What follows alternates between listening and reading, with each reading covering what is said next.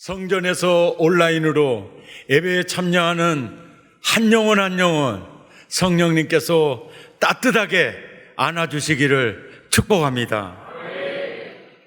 요한계시록 강해가 끝나면 요한계시록 1장에서부터 22장까지 내용이 우리 사랑의 가족들의 손에 꽉꽉 쥐어드리고 싶어요. 계시록 하면 1장부터 22장까지가 아주 파노라마처럼 쫙 펼쳐졌으면 좋겠어요. 아멘. 이렇게 되기 위해서 가끔 이 반복을 조금 하겠습니다. 이 반복만이 그렇게 될 수 있거든요. 주님이 어린 양으로 십자가 제단에 올라 우리를 속량하기 위해서 영이신 하나님이 육신을 입고 이 땅에 오실 때는 마른 땅에서 나온 연한 줄기 같고 흠모할 만한 아름다운 게 없이 그렇게 연약한 모습으로 오세요. 그리고 로마와 유대 제국의 역사가들이 필히 살아있는 그 역사적으로 밝을 때 십자가에서 테텔레스타이 다 이루었다. 속죄 사역을 이루십니다. 그리고 부활하시고 승천하시기 전에 주님이 그러세요. 야, 내가 너를 혼자 두지 않을 거야. 이 말이 중요해요. 세상 끝날까지. 세상 끝날까지 내가 너와 항상 함께 있으리라. 이 약속을 하시는 그 주님이 요한계시록을 펼치면서 1장에서 내가 항상 함께 있으리라 어떤 모습으로 있는지 그 모습을 1장에서 보여줘요. 보여줍니다. 발에 끌리는 옷을 입고 가슴에 금띠, 이거는 우리의 대제사장이 되셔서 사역하고 계시구나. 그리고 머리와 털의 희기가 흰 양털 같고 눈 같은 이 모습이요. 거룩하신 분이시구나. 그리고 눈은 불꽃 같다. 그러니까 빈틈없이 살피시는 분이세요. 불꽃 같은 눈으로 우리를 보살피고 계시는 그분이시고, 그리고 15절에서 그래요. 그 예수님의 발은 풀무불에 단련한 빛난 주석 같아요. 그리고 그의 음성은 많은 물소리와도 같아요. 그러니까 어린 양 제물되기 위해서 올 때의 모습과 이제는 교회를 지키시는 모습으로서 이 영적 전투에서나 이제 막 발이 강하죠. 막 밟아 부서뜨리는 이런 모습으로 정말 우리를 지키시기에 아주 굉장히 짱짱한 모습으로 이렇게 보여주시면서 16절에 오른손에 7별이 있어요.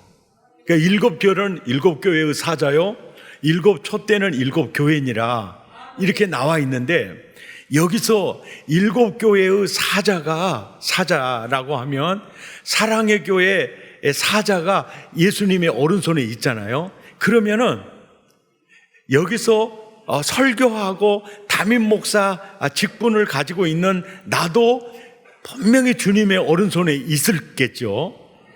그렇지만 또 최가길 목사님은 오른손에 없을까요? 있다고 생각이 되죠. 자, 오늘 신령하게 기도하시는 장장로님은 있을까요? 없을까요? 있지요.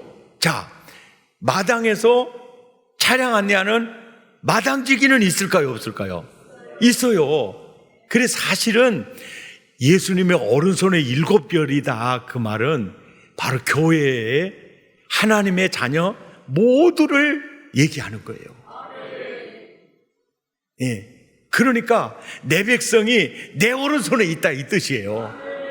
내 오른손에 있다. 그러니까 7별은 예수님의 손에 있고, 그리고 7촛대 사이로 운행하신다. 이 말은 이게 바로 뭐냐면 일곱 교회를 주님의 오른손에 하나님의 아들들을 붙들고 교회를 운행하시면서 돌보고 계시는, 이렇게 볼지어다 내가 세상 끝날까지 내가 너와 항상 함께 있으리라, 이 모습을 구체적으로 보여줘요.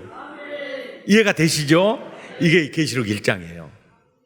그리고 계시록 2장과 3장에서는 일곱 교회에 보내는 편지를 통해서 그래요. 야, 에베소 교회 봐. 진리를 보수하는 데는 아주 1등인데 처음 사랑 잃어버렸잖아. 교회 그렇게 되면 안 돼.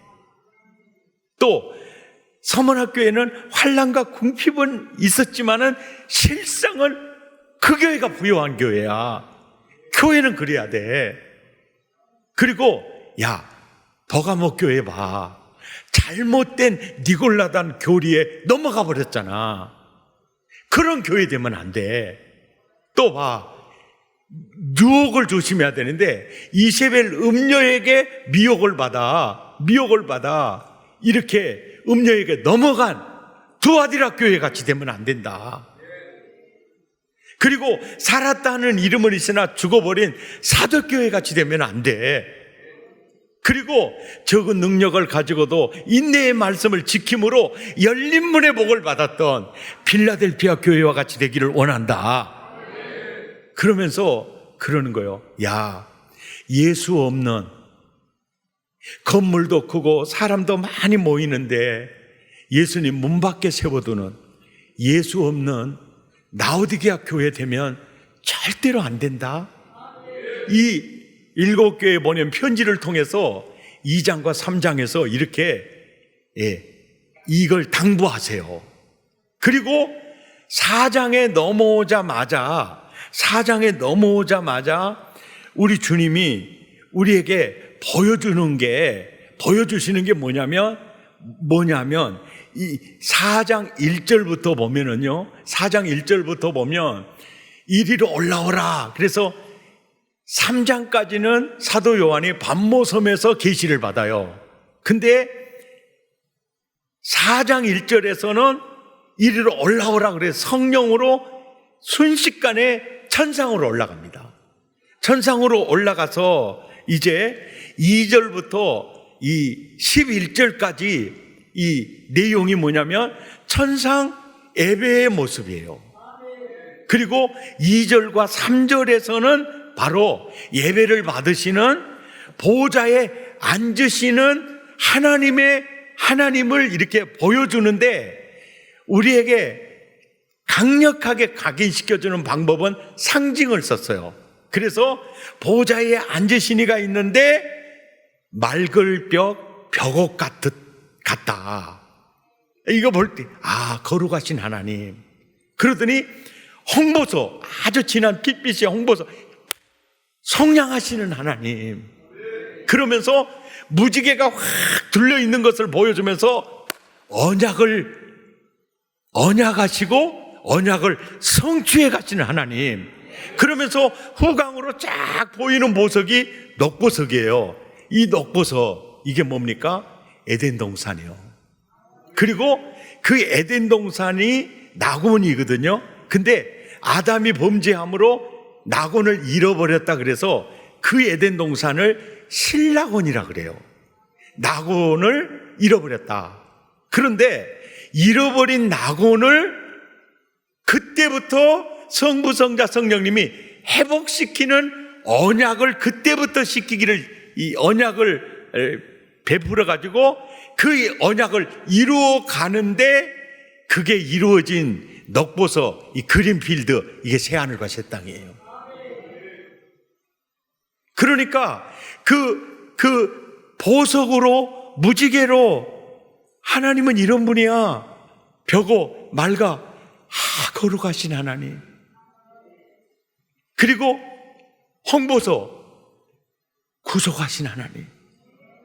그리고 아담이 신낙원 했을 때 내가 다시 복낙원 해줄게. 언약하시고 그 언약을 성취해 가시는 그 모습을 아주 짧은 상징을 통해서 우리에게 각인시켜줘요.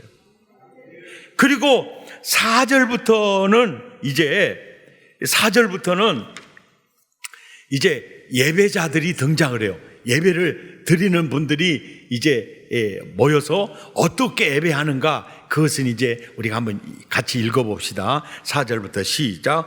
또 보좌에 24 보좌들이 있고 그 보좌들 위에 24 장로들이 흰 옷을 입고 머리에 금관을 쓰고 앉았더라. 보좌로부터 번개와 음성과 우레소리가 나고 보좌 앞에 켠 등불 7이 있으니 7 영이라. 보좌 앞에 수정과 같은 유리바다가 있고 보좌 가운데와 보좌 우편에 4 생물이 있는데 앞뒤에 등들이 가득하더라. 그 생물들이 보좌에 앉으사 세세토록 살아계신 이에게 영광과 존귀와 감사를 드릴 때 24 장로들이 보좌에 앉으시니 앞에서 엎드려 세세토록 살아계시는 이에게 경배하고 자기의 관을 보좌 앞에 드리며 이르되 우리 주 하나님이여 영광과 존귀와 권능을 받으시는 것이 합당하오니 주께서 만물을 지으신지라 만물이 주의 뜻대로 있었고 또 지으심을 받았나이다 하더라. 4절에서 11절까지 세세토록 드려질 천상의 경배 축제를 보여줍니다. 자, 이렇게 이거를 보여주는데 거기에 예배드리는 그 자들, 보좌 위에 앉으신 그분에게 예배에 참여하는 자들 중에 가장 가까이에 24 보좌에 24 장로가 앉아 있죠. 그리고 거기에 7 등불, 하나님의 7 영이 있죠. 그리고 그 뒤에 4 생물이 있죠. 이 4 생물이 있어요. 네, 4 생물. 그래서 24 보좌에 앉아있는 24 장로가 누굴까? 이 문제하고, 그리고 4 생물이 예배자로서 등장을 하는데 이 4 생물이 도대체 뭘까? 이 부분을 보면 되고요. 또 한 가지, 왜 7 인이 떼지고 7 나팔이 불려지고 7 대접이 쏟아지기 전에 왜 이 천상 예배를 보여줄까? 이 천상 예배를 왜 이렇게 가장 먼저 이것을 보여줄까? 로마 황제의 10대 황제가 박해할 때 초대교회 교인들은요, 예배를 자유롭게 드릴 수 있는 분위기가 아니었어요. 그런데 그들은 예배를 통해서 엄청난 은혜를 받았습니다. 그러니까 그 예배를 드리면서 잡혀서 순교할 때도 찬송하면서 순교를 다 하는 거예요. 이게 그 예배를 통해서 받은 에너지가 너무 컸어요. 그러다 보니까 황제가 사도 요한의 반모섬에 왜 보냅니까? 격리시켜버리는 거예요. 이 격리시킨 그 장소에 주의 날에 또 주님이 나타나거든요. 이렇게 나타나요. 그래서 이 예배, 이게 초대교회 교인들은 아무리 로마 황제 박해가 심해도 예배를 통해서 힘을 얻었어요. 이 힘을 얻었습니다.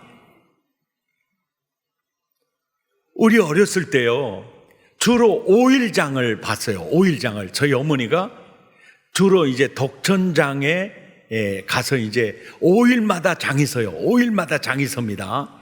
그러면 5일마다 장이 서니까 그때 가서 낫도 사오고 이제 서시랑도 사오고 곡괭이도 사오고, 그리고 그때 가서 칼도 갈아오고, 그리고 그때 전기가 들어오지 않아가지고 우리 어렸을 때 석유로 촉꽂이에다가 호롱불을 켰거든요.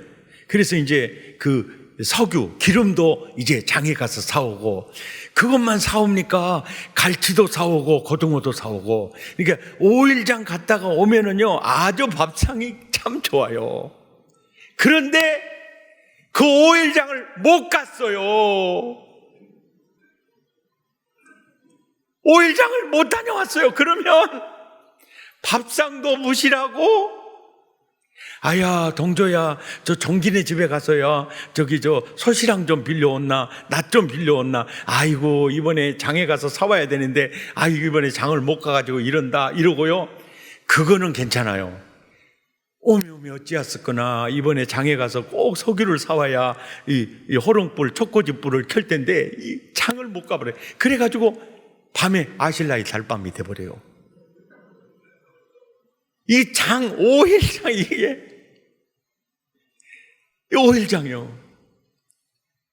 사실은 이 주일 예배가요 꼭 그런 생각이 들어요. 5일장 같은 생각이 들어요. 예, 5일장을 보고 오면은 한 주간이 아주 기름져지는 거예요. 그 우리가 예배 드릴 때 있잖아요. 어떻게 오늘 또 참 예배를 통해 주님 만나야 되겠다 왔는데, 안 봐야 될 왼수가 눈에 먼저 들어와 버려가지고요. 그 사람이 또 앞에 앉아가지고 아멘 아멘 하고 있는데 그 소리가 듣기가 싫어버리는 거예요. 이제 내가 이쁜 사람이 아멘 하면 나도 절로 아멘이 나오는데, 아주 내가 꼴보기 싫은 사람이 앞에서 아멘 하니까 설교자까지 미워져 버린다가 안 합니까? 그래서 예배를 죽서버렸어. 그러면 월화수목금토까지 아주 짜증나고요. 굉장히 힘들어요. 근데 진짜 5일장과 같은 이 예배를 통해서 주님을 만나고 은혜를 충만히 받고 가면요, 일주일이 거뜬하게 넘어가는 거예요. 아멘입니까? 바로 그거예요. 그러니까 바로 아보로 7인이 7나팔 7대접에 쏟아질 때 천상 예배를 먼저 보여주는 거예요. 그래서 이겨라.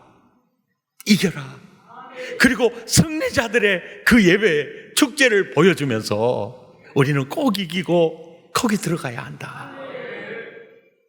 그러니까 앞으로 7인 7나팔 7재앙 갖가지 핍박과 박해와 재앙이 막 쏟아질 때도 우리는 꼭 승리해서 우리는 그 자리에 들어가야 한다. 이것을 미리 보여주는 거예요. 그러니까 이 천상 예배를 보고 사도 요한이 얼마나 큰 에너지를 받았겠어요. 그리고 앞으로 교회 시대에 아무리 힘들어도 이 예배, 그래서 사실은 이 예배가요 원수의 목전에서 베푼 상이에요. 예, 원수의, 이제 앞으로 10뿔 달린 7머리 짐승이 나타나고 음녀가 나타나고 바벨론이 대적하는 바벨론이 나타나고 막 적그리스도가 나타나는 그 목전에 베푼 상을 보여주는 거예요. 그것을 미리 보여주는 거예요. 이것과 마찬가지로 지금도 우리가 매주 주일 첫날이 주일날이에요. 이것을 원수의 목전에서 베풀어 주는 거예요. 그래서 이 예배를 알기 때문에 이런 마음이 있어요. 사랑의 교회 예배 참여하신 분들, 현장 예배 오시는 분이나 또 이렇게 온라인으로 예배를 드릴 때도 꼭 주님 만나야 된다. 이러니까 45분 전에 나와요. 그리고 기도를 준비합니다. 주일 저녁 같은 경우에는 30분 전에 나와서 기도를 준비합니다. 토성축제도 30분 전에 나와서 기도를 준비하는 것. 그 준비하는 이유가 뭐냐? 아버지, 이 예배를 통해 사랑의 가족이 주님 만나야 됩니다. 성령의 기름 부음을 받아야 됩니다. 그리고 여러 가지로 치유를 받아야 됩니다. 그리고 회복돼서 나가야 됩니다. 사실 이 예배 때요, 하나님과의 관계도 치유가 되지만은 이웃과의 관계도 치유가 되고요, 부부 관계도 치유가 되고요, 내면의 정서, 육체 다 치유가 되거든요. 하나님, 이 예배 꼭 살아있는 예배, 주님 만나는 예배, 그 예배가 돼야 된다. 아멘. 이 예배,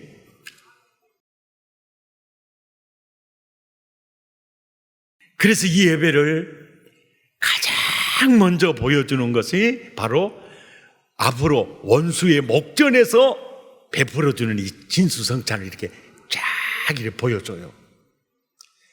이제 천상 예배 속으로 들어가서 예배자들에 대해서 24장로가 누굴까, 내 생물이 뭘까 이제 알아보도록 하겠습니다.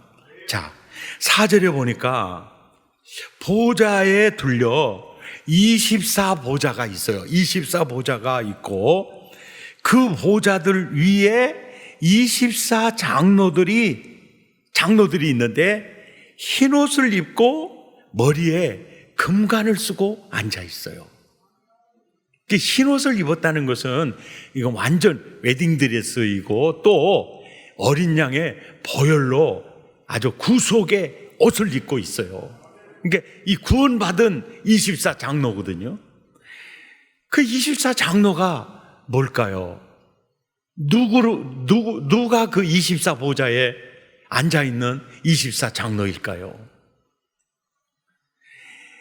장로라는 헬라어 프레스비테로스라는 이 단어는요, 첫째 뜻이 연장자라는 뜻이 있어요. 이게 무슨 얘기냐면 빌립보 아목의 집에 있는 교회, 버가모 아목의 집에 있는 교회, 그러니까 집에 있는 교회니까 교인들이 뭐 많거나 큰 조직을 가지고 있지 않고, 당시에는 뭐 신학교라든지 어떤 안수를 하는 제도가 있는 게 아니거든요.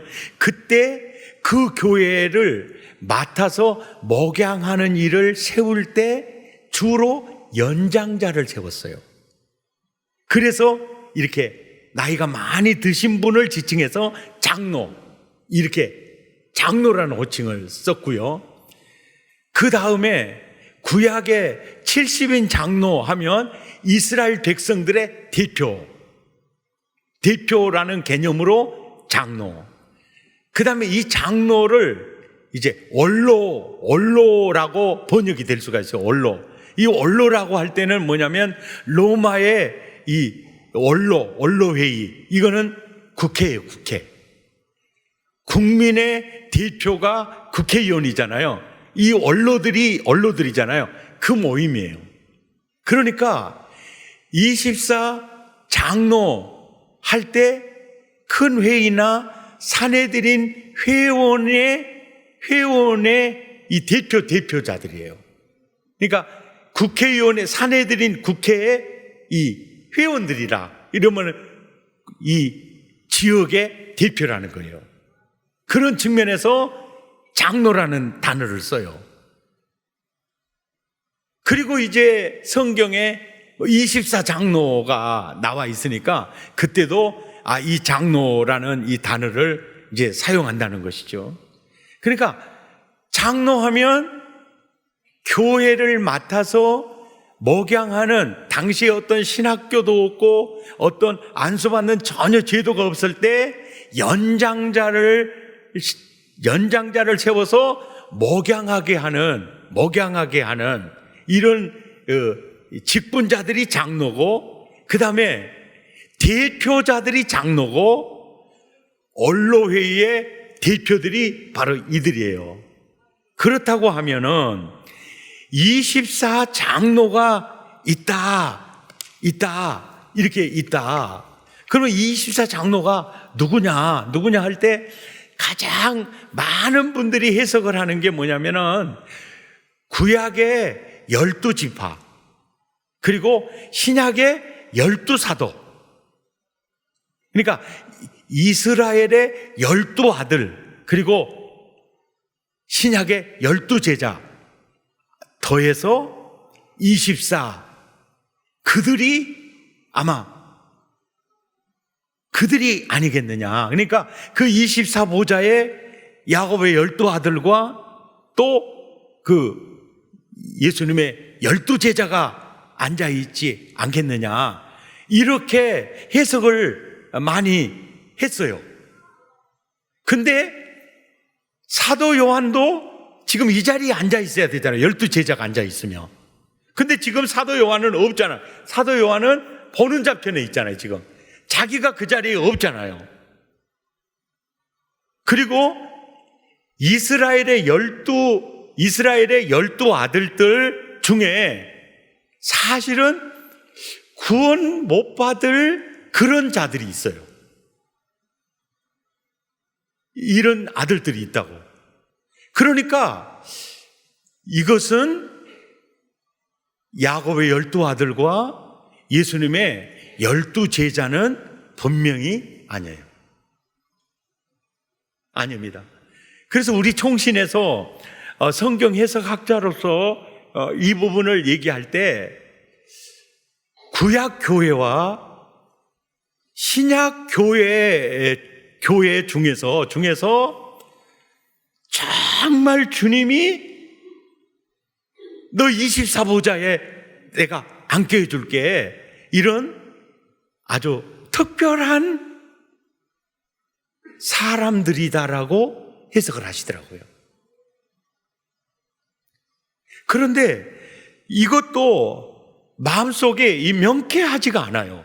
이게 맞아. 그렇게 이렇게 되지가 않아요. 왜요? 장로는 대표자적 이 개념이 담겨져 있는 그 단어잖아요. 그러니까 24 장로다 그 말은요, 구약과 신약의 모든 교인으로 보는 것이 가장 정확하다. 근데 나는 그렇게 받아들여요. 왜냐하면 천상에 예배드리는 모습이요, 딸랑 24명의 장로만 있다. 그러면 그 예배가 얼마나 이게 초라하게 느껴졌겠어요. 24 장로는 구약교회와 신약교회 교회다라고 보는 것이, 하나님의 아들들이다라고 보는 것이, 아멘입니까? 이것이 합당하겠다.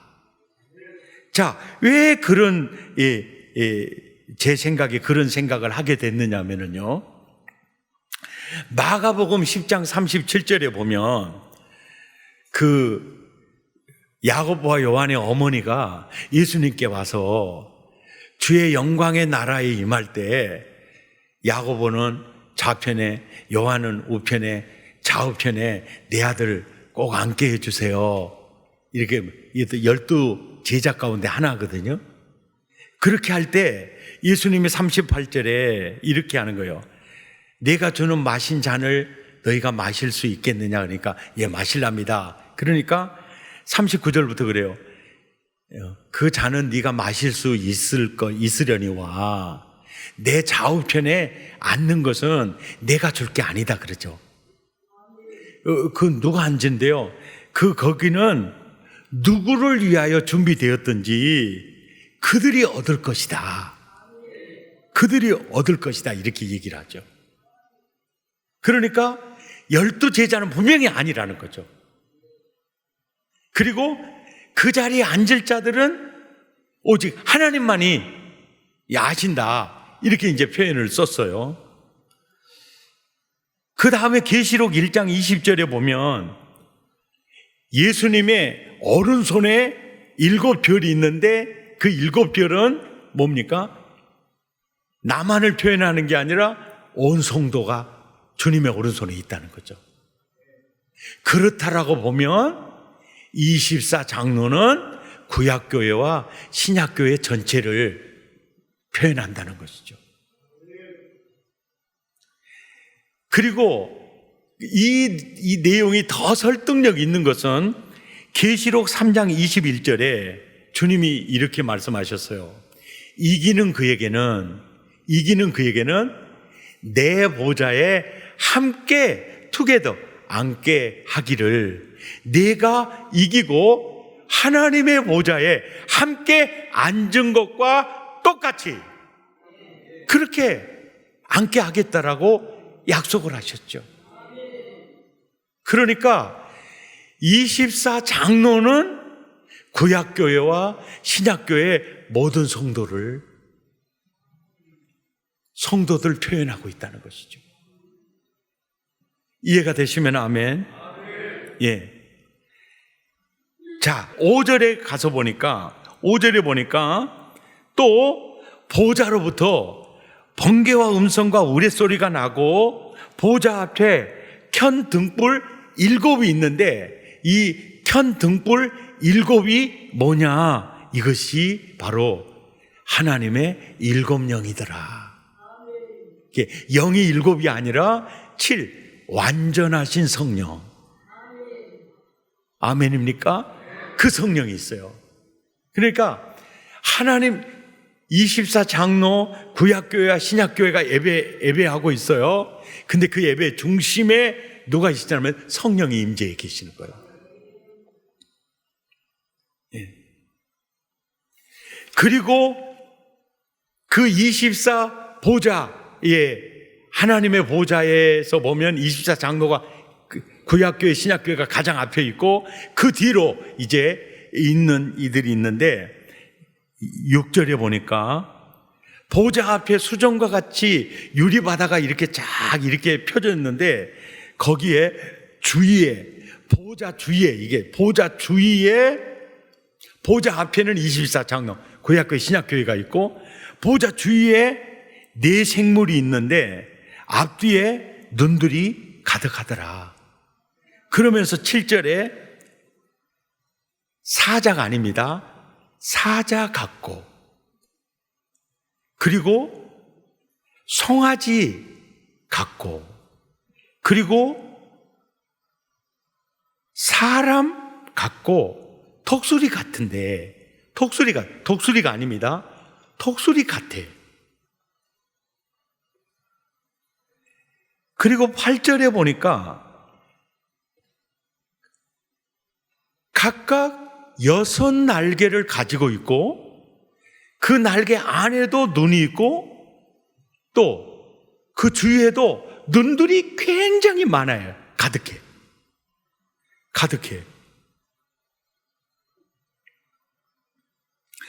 그리고 그들이 밤낮 쉬지 않고 거룩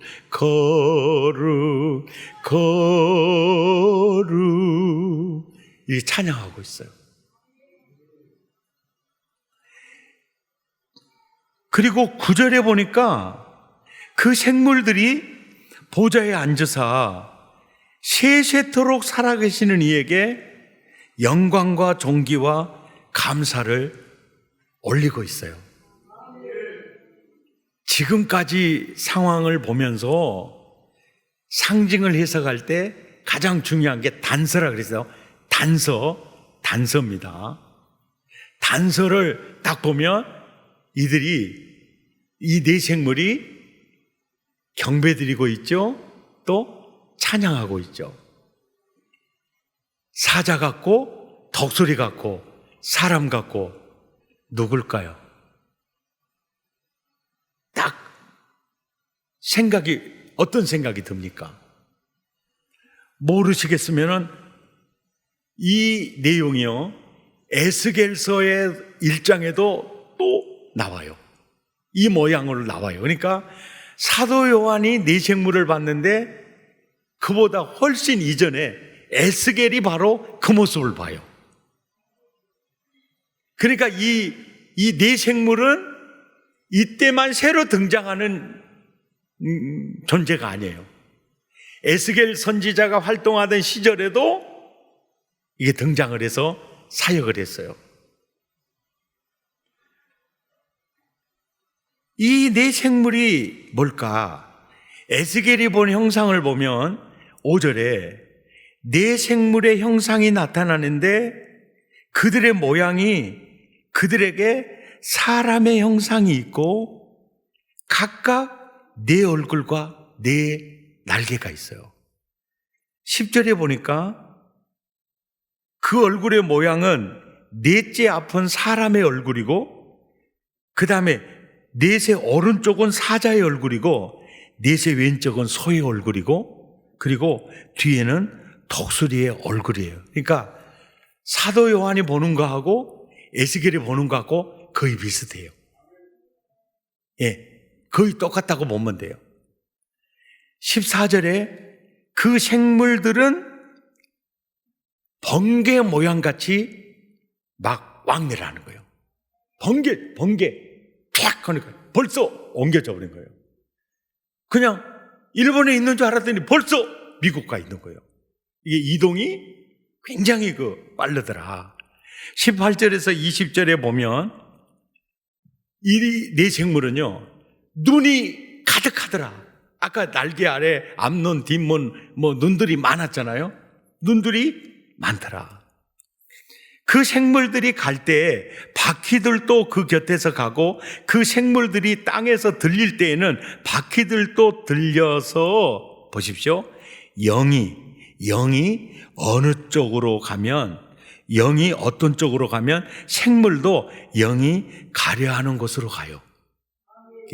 이들은 주로 영을 따라서 움직이는 걸 볼 수가 있어요. 자, 이들이 누굴까요? 이 네 생물이 이게 어떤 존재들일까요? 또 이제 계시록에는 4장부터 시작해서 5장 이어서 계속 네 생물이 등장을 해요. 그러니까 이 네 생물이 에스겔 선지자 있을 때도 활동을 했죠. 계속 사역을 해요. 사역을 하고 움직이고 있어요. 그래서 네 생물이 많이 등장을 합니다. 계시록 5장 6절에도 보니까 내가 또 보니 보좌와 네 생물과 장로들 사이에 한 어린 양이 서 있어요. 그러니까 24 장로들과 네 생물과 그 사이에 어린 양이 있어요. 그러니까 이 존재가 동물은 분명히 아니다는 거죠. 예, 냄새나는 송아지 이건 아니라는 거예요. 예, 동물은 아니라는 거예요. 그런데 24 장로와 어린 양과 함께 있으니까 그것도 예배, 경배의 자로서 지금 참여하고 있어요. 누구 같아요? 자, 5장 8절을 보세요. 그 두루마리를 취하심에 네 생물과 24 장로들이 어린 양 앞에 엎드려 각각 검은 고와 향이 가득한 금대접을 가졌으니 이 향은 성도들의 뭡니까? 기도들이요. 그러니까 이 기도들을 네 생물이 하나님께 올려요. 누구예요? 천사들이에요, 천사들.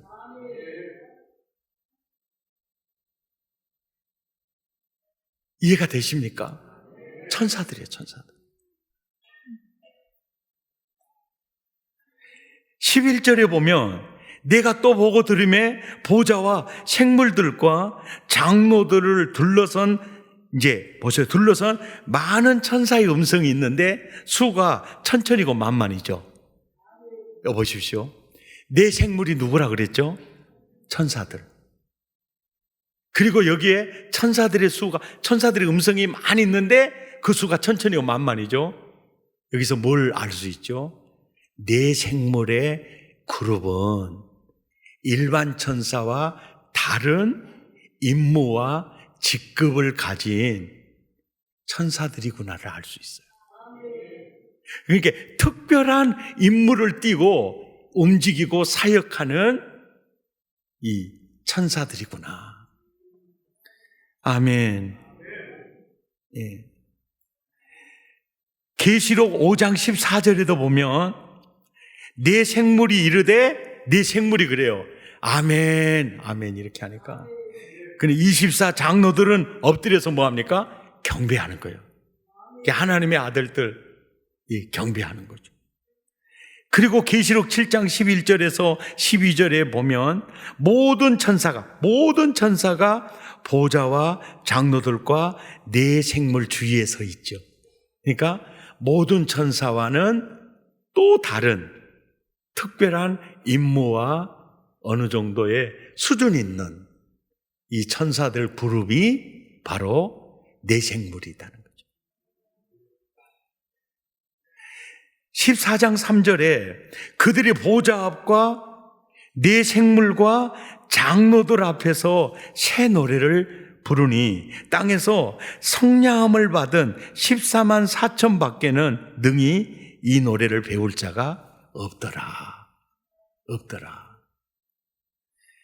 이 14만 4천이라는 이것도 이제 수를 나중에 계산을 하겠습니다만은 구약교회 12지파하고 신약교회 12사도가 구약교회와 신약교회 대표예요. 대표이고 여기에다가 천이라는 숫자 있죠. 천이라는 수초는 셀 수 없는 많은 무리를 지칭할 때 많다라는 그 단어이거든요. 그러니까 12 곱하기 12 해서 천을 더하면 이렇게 14만 4천이 돼요. 더해서가 아니라 곱해서 나오는 거예요. 곱해서 나오는 거예요. 이게 12 곱하기 12 곱하기 1000. 이 14만 4천이 바로 뭐냐? 이들이요, 구약교회와 신약교회 구원받은 총수예요. 총수. 이해가 되시죠? 이게 20억 몇천 몇억 몇 명 이렇게 성경이 표현하고 있지 않아요. 근데 분명한 것은 그 숫자는요 정확해요. 그런데 12 곱하기 12 곱하기 그냥 이 천 하면 이 엄청난 이 많은 이 수를 지칭하는 그걸 곱해서 딱 14만 4천이에요. 이해가 되시면 아멘. 14만 4천이에요.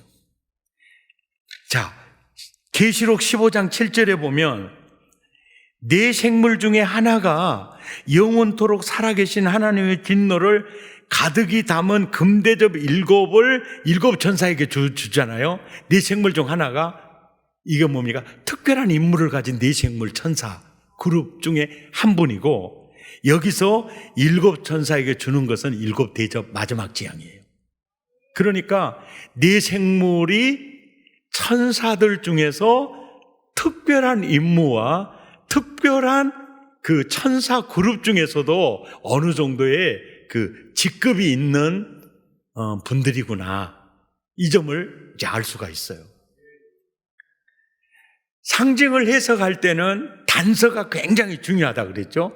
이들이 이제 기도를 담은 금양하늘을 갖다 주는 거, 그 다음에 7 대접을 7 천사에게 갖다 주는 거, 그리고 하나님을 막 찬양하고 이런 것을 보니까 딱 천사. 아, 천사들이구나. 아멘. 그리고 계시록 19장 4절에 24 장로와 네 생물이 엎드려 보좌에 앉으신 하나님께 경배하여 이르되 뭡니까? 아멘, 할렐루야. 따라서 틀림없이 천사구만. 이해가 되죠? 이 계시록 상징은 단서를 딱 잡고 이렇게 구약에서 성경적 맥락과 계시록에서 이 문맥을 따라서 이렇게 사용되는 그들의 활동하는 모습, 이걸 보면 딱 느끼게 천사구나. 아멘입니까? 이 천사들이에요. 천상 예배를 드리는 자들의 모습 속에서 그들의 내면을 발견할 수가 있어요. 그들의 내면을 발견할 수가 있는데 9절을 보세요. 9절. 그들이 보좌에 앉으사 세세토록 살아계신 이에게 영광과 존귀와 감사를 드리는데 세세토록 살아계신 그분에게 1시간 예배 딱 드리고 끝나는 게 아니에요. 그죠? 계속 그 예배를 드려요. 지루할까요? 안 지루할까요? 왜 안 지루할까요? 지루하면, 근데 이 마음속에, 이 보세요. 이렇게 하는 거예요. 영광, 존귀, 감사, 막 이렇게 하고, 이렇게 예배를 드리고 있어요. 그러면 그들의 중심에, 그들의 내면에 뭐가 지금 가득한 거예요? 행복이 가득하죠. 기쁨이 가득하죠. 그리고 감사하는 마음이 어쩝니까? 가득하는 게 막 분출이 되는 거예요. 아멘. 그 다음에 10절을 보면 24 장로들은 구약교회와 신약교회 그 교인들, 하나님의 아들들이 보좌에 앉으신 이 앞에 이제 예배를 드리는데 완전히 엎드려서 드리죠. 이거는 강요해서일까요? 자원적일까요? 너무너무 그 은혜가 너무너무 크니까 그 은혜 속에서 자발적으로 엎드려, 그리고 1시간이 아니에요, 2시간이 아니에요, 세세토록 살아계시는 이에게 경배하고 이제 그분에게 뭔가를 막 드리고 싶은데 그게 뭐냐면 평생 수고해서 받은 면류관 있죠. 면류관을 갖다 드리면서 내가 잘해서 이 면류관 받은 게 아니고 주님의 은혜로 받은 면류관이니까 그 면류관을 다시 갖다가 드리는 거예요. 그러니까 이 마음 속에서부터 드리고 싶은 마음으로 그냥 너무너무 지내 있는 거예요. 더 드리지 못해서 안타까움. 이런 게 이 예배자들의 내면에 있었어요. 할렐루야.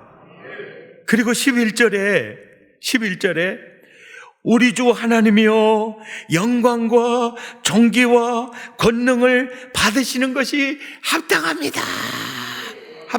그러면서 찬양을 하는 내용이 뭐냐면 만물을 지으시는 하나님을 찬양합니다.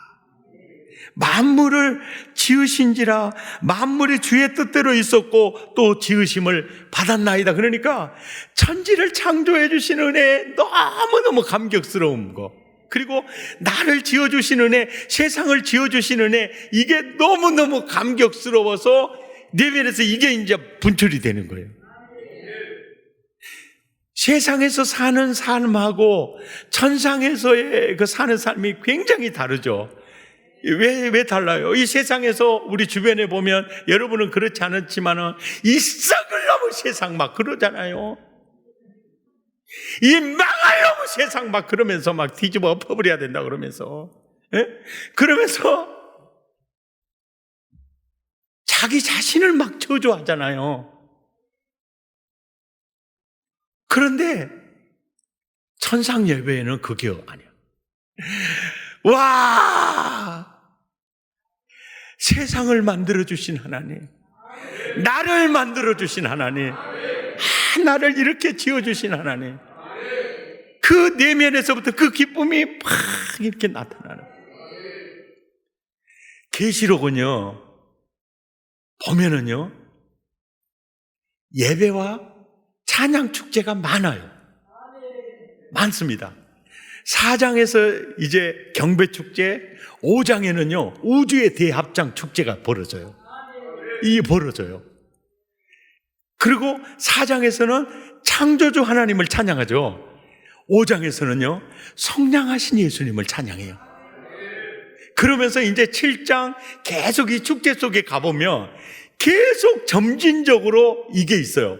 지금은 이 감격함만 있지만 이제는 이제 가면 갈수록 이 예배에서요 눈에서 눈물을 닦아줘요. 그 예배예요. 점진적으로 그 예배가 이 깊어지는 것을 볼 수가 있어요. 할렐루야, 아멘. 볼 수 있어요. 사랑의 가족 여러분, 7인, 7나팔, 7대접 쏟아지기 전에 가장 먼저 천상 예배를 보여주시는 이유가 뭘까요? 보여주신 이유가 있을 거 아닙니까? 이 천상 예배 뿐만 아니고 모든 예배는요, 원수의 목전에서 베푸는 상이에요. 원수의 목전에서. 그래서 지금 바벨론 10뿔 달린 7머리 짐승들, 예? 음녀들, 그 여러 가지 재앙 속에서, 박해 속에서, 그 원수의 목전에서 가장 먼저 천상 예배를 보여줘요. 이유가 뭘까요? 이겨라. 그 자리에서 만나자. 그 자리에서 만나자. 타락하지 마라. 미혹되지 마라. 믿음에서 떠나지 마라. 어떤 유혹, 어떤 박해가 와도 믿음 지켜라. 내 안에 거하라. 그래서 그 자리에서 만나자. 그 자리에서 만나자. 바로 그거의 목적이에요. 천상 경배 축제를 보여주면서 타락하지 마라. 믿음에서 떠나지 마라. 예수의 믿음을 지켜라.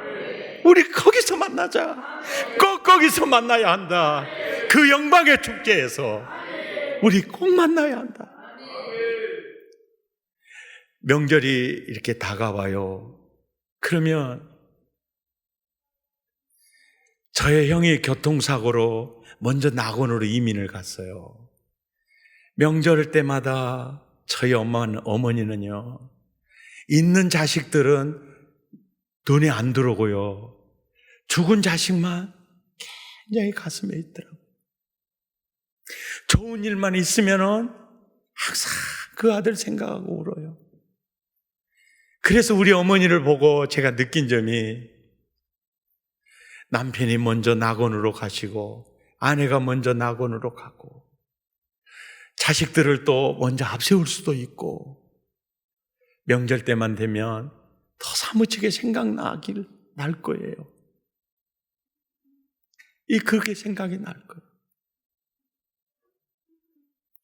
그런데 죽은 아들, 죽은 딸 슬퍼하지 마시고요.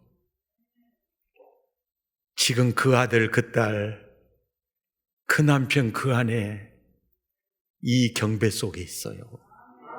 사도 요한이 본 이 장면 속에 있어요. 슬퍼하지 마세요. 우리 예수 믿는 사람은요, 장수했다, 오래오래 살았다, 그러면 장점이 주의 일을 더 많이 했다, 그 점은 있지만요, 단명하시는 분보다는 고생도 많이 해요. 고생도 많이 합니다. 그러니까 우리는 단명이냐 잔명이냐가 복을 결정하는 거 아니에요. 복은요, 구원받았느냐 못 받았느냐, 이것뿐이에요. 누구나 다 죽어요. 다 죽어요. 좀 빨리 죽었다고 그래서 저주받은 사람 아니에요. 생각을 할 때, 천상 경배 축제의 그 자리에 내 딸, 내 아들이 있겠구나. 내 아내 거기 있겠구나. 절대 슬퍼하지 말고요. 세상에서 가장 소중한 사람은요, 지금 내 앞에 있는 사람이, 지금 내 앞에 있는 사람. 울지 마세요. 그 아들 천상 이 경배의 자리에 있다. 왜 이것을 미리 보여줄까요? 그 이유가 있어요. 네 부모, 이 천상 예배의 자리에 있어야지. 네 아들들, 네 딸들 이 자리에 있어야지. 너의 형제들도 이 경배의 축제에 들어가야지.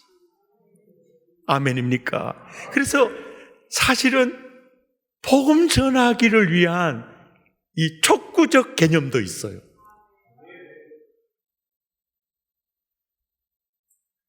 아멘이죠. 이게 있어요. 사랑의 가족 여러분, 천상의 이 예배를 막 드리는 이들의 태도와 자세에서요, 예배의 지루함을 느낍니까? 못 느낍니까? 못 느껴요.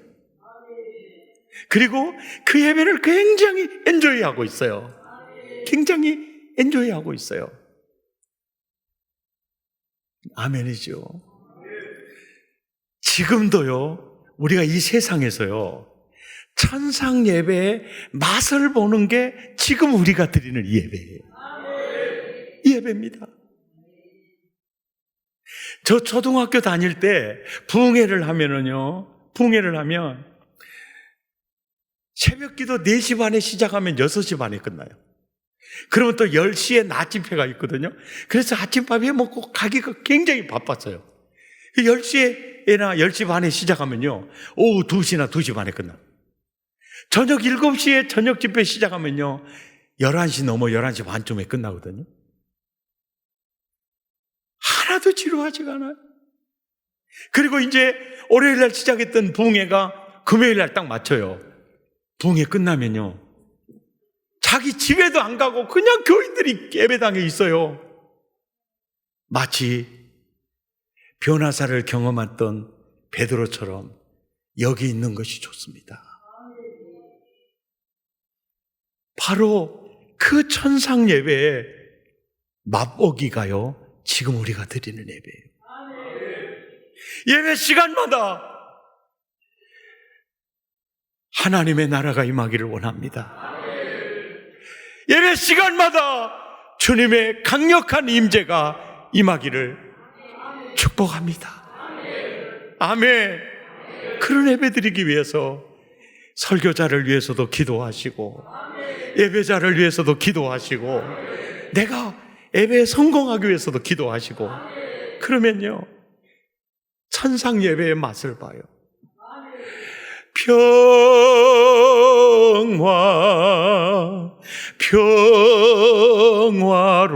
평화로다. 하늘 위에서 내려오네.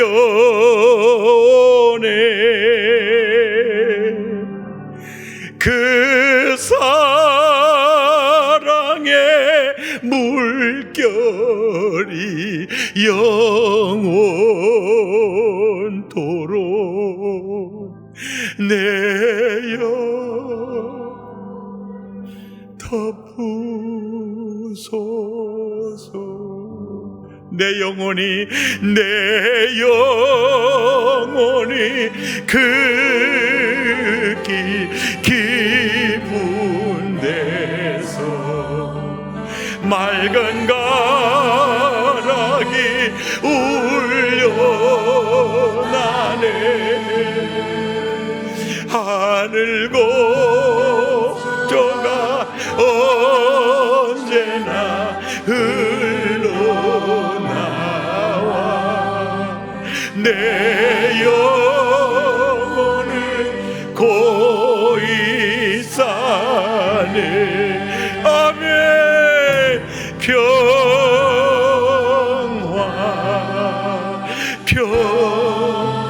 평화로다. 하늘 위에서 내려오네. 그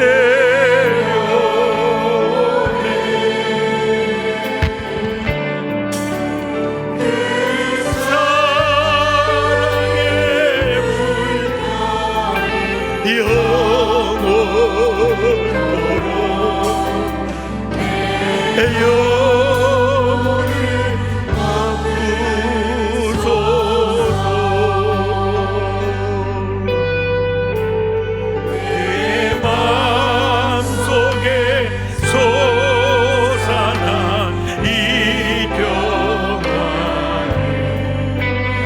깊이 묻힌 보배로다.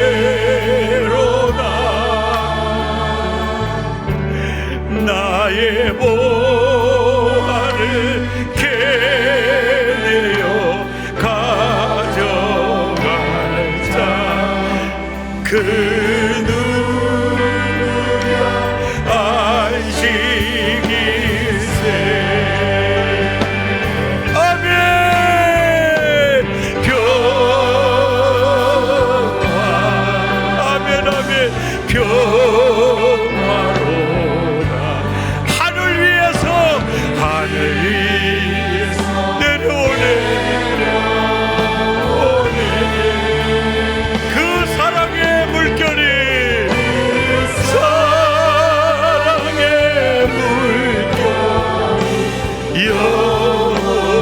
영원토록 내려 덮으소서. 이 땅 위에 험한 길 사는 동안 위에 험한 길 가는 동안 참된 평화가 어디 있나? 나가 어디 있나? 우리 모두 다 예수를 친구 삼아 잔평 누리겠네. 아멘.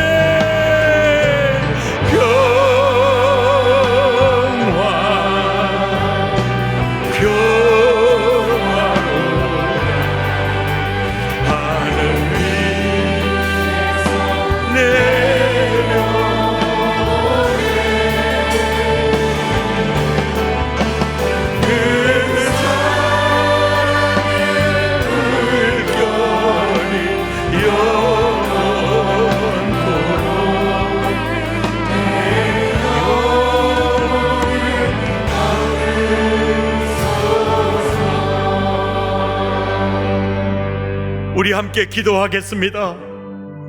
내 부모가 천상 예배의 그 자리에 있기를 원합니다. 내 아들, 딸이 그 자리에 있기를 원합니다. 사랑의 가족들 한 사람도 배교하거나 믿음에서 떠난 자 없게 하시고 그 자리에 있게 하여 주옵소서. 천상 예배의 맛을 지금도 우리가 보고 사는데 진하게 보게 하여 주옵소서. 시간마다 주님 만나게 하옵소서. 하늘 위로부터 내려오는 그 평화, 그 기쁨, 그 은혜 언제나 맛보게 하여 주옵소서. 우리 마음을 더하고 입술을 열어 함께 기도합니다. 주여, 자비하신 하나님, 하나님, 천상의 여배를 그 경배 축제를 보여주면서 낙오하지 마라, 타락하지 마라. 너의 부모, 너의 자녀들이 그 자리에 앉아있기를 위해서 복음 전하며 살아라. 예수 전하면서 살아라. 믿음을 버리지 마라. 믿음에서 떠나지 마라.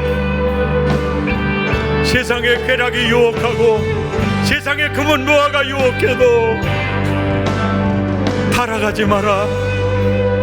믿음에서 떠나지 마라. 견디지 마라. 주님, 그리고 그 나라, 그 예배, 그 예배에서 만난다. 그 예배에서 만난다. 거룩하시는 하나님, 주여, 하나님, 계시록을 열어주시고 하나님 그 감격 속에 살아가게 하옵소서. 아버지,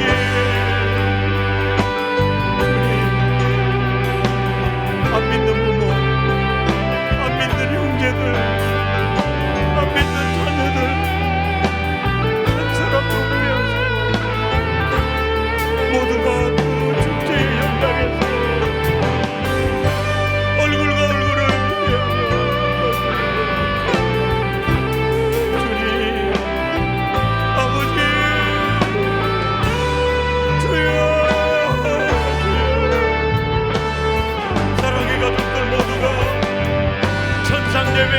보게 하시고 원수의 목전에서 왼편을 뒤집어 성찬 예배를 통해서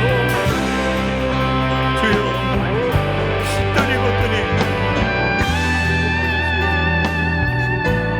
아버지